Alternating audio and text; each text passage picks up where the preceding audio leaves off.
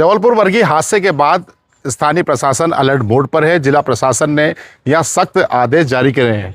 Home guard और SDRF की team लगातार जिले के पिकनिक और धार्मिक स्पॉट पर चलने वाली नौका विहारों पर नजर रखेंगे। ओमकारेश्वर, सैलानी और हनुमंतिया टापू पर प्रशासन की सख्त नज़र रहेगी और यहाँ पे जो नौका विहार किया जा रहा है उस पर पूरी नज़र रखते हुए यह ध्यान रखा जाएगा कि यात्रियों की सुरक्षा के क्या इंतजाम है और ऐसी नौकाओं पर सख्त कार्रवाई की जाएगी जो नियमों का उल्लंघन कर रहे हैं। अभी विगत दिन हमारे मध्य प्रदेश में जबलपुर में वर्गी डैम में क्रूज हादसा जो हुआ है वो वास्तव में बहुत दुखद है और उस तरह की जो सुरक्षात्मक उपाय हैं वो उसके लिए हमारी मुख्यालय होमगार्ड नागरिक सुरक्षा मध्य प्रदेश के द्वारा आपदा प्रबंधन संबंधित दिशा निर्देश हमारे महानिदेशक महोदया के द्वारा, साथ ही साथ हमारे आदरणीय कलेक्टर महोदय के द्वारा जिले स्तर पर दिए जाते हैं। हमारा खंडवा जिले का सबसे महत्वपूर्ण पॉइंट है ओमकारेश्वर, जहां विभिन्न प्रकार की यात्री नौकाएं संचालित की जाती हैं और वहां सबसे इम्पोर्टेंट होता है कि कोई नाव में ऐसी हादसा ना हो पाए कि उसमें पब्लिक डूब जाए और एक बड़े हादसे का स्वरूप ले ले। उसके लिए हमारे कलेक्टर महोदय के द्वारा एक प्रतिबंधात्मक निर्देश जारी किए गए हैं, जिसके लिए हमारी वहाँ तैनात होमगार्ड और एसडीआरएफ की टीम उसका पालन सुनिश्चित करा रही है। क्या निर्देश दिए हैं और क्या सिस्टम में मतलब चेंजेस हुआ है? बिल्कुल, अभी जैसे हमने बरगी डैम में हादसे को देखा, उसमें सबसे बड़ी जो चूक दिख रही है कि एक तो मौसम की ख़राबी थी, उस दौरान उसका संचालन किया गया, तो दूसरा लाइफ जैकेट का पहना ना होना था। चूँकि मौसम की ख़राबी से पूरा क्रूज ही डूब गया है, तो उसको देखते हुए हमारे जो प्रतिबंधात्मक निर्देश हैं आपदा प्रबंधन एक्ट 2005 के तहत कलेक्टर साहब ने उन दंडात्मक धाराओं का उल्लेख करते हुए कड़े निर्देश जारी किए हैं कि होमगार्ड और एसडीआरएफ विभाग द्वारा जारी निर्देशों का कड़ाई से पालन किया जाएगा। कोई भी नाव संचालक बिना लाइफ जैकेट के यात्रियों को उसमें नहीं बैठाएगा। साथ ही साथ प्रत्येक नाव संचालक अपने लाइसेंस को रखेंगे, अनिवार्य है।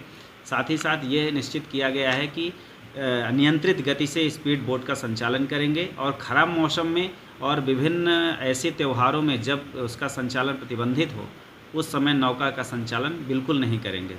तो जो ये घटना हुई है उससे हमें ये सीख मिलती है कि हम जो एहतियात हैं मौसम को लेकर के हो या हमारी यात्रियों की सुरक्षा को लेकर के हो, उसमें लाइफ जैकेट और लाइफ रिंग की अनिवार्य आवश्यकता है। उसको हम यहाँ से कड़ाई से पालन करा रहे हैं। ये घटना हमें सीख देती है कि हम ये जो दिशा निर्देश जारी किए जाते हैं उनको अनिवार्य रूप से पालन कराएं और सभी नाविक और आम जन भी इसके प्रति जागरूक रहें। सर, ओमकारेश्वर और हनुमंतिया दो स्पॉट हैं, उसको लेकर अभी क्या व्यवस्था में सुधार होगा? खंडवा ज़िले में ओमकारेश्वर के अलावा सिंगाजी और हनुमंतिया, बिल्कुल ये 3 स्पॉट हैं और यहाँ लगातार यात्री और पर्यटक आते हैं, दर्शन करते हैं और नौकाओं के माध्यम से लुत्फ़ उठाते हैं नदी का और ये जल जो पर्यटन होता है उसका। तो चूँकि जल पर्यटन महोत्सव होता है हनुमंतिया में और सिंगाजी में भी सिंगाजी मेला और आज बुद्ध पूर्णिमा है, जैसे वहाँ भी पब्लिक आई हुई है और ओमकारेश्वर में तो पर डे काफ़ी संख्या में श्रद्धालु आते हैं।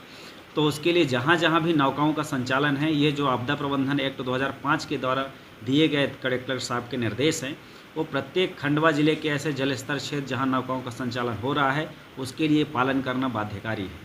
तो इसमें लाइफ जैकेट जो होता है उसमें उसकी जो गुणवत्ता है उसका ध्यान रखने के लिए हमारी जो होमगार्ड और एसडीआरएफ की टीम है वहाँ पर तैनात प्लाटून कमांडर हैं। इसके अलावा नगर परिषद ओमकारेश्वर की जो टीम है वो लगातार नौकाओं का जो निरीक्षण है वो करती रहती है और वहाँ जो उनके पास उपलब्ध लाइफ जैकेट हैं उनकी कितनी क्षमता है, किस स्तर के हैं वो, उसके आधार पर उनकी उपयोगिता को निर्धारित करती है और ये पालन करना प्रत्येक नाविक के लिए बाध्यकारी किया गया है।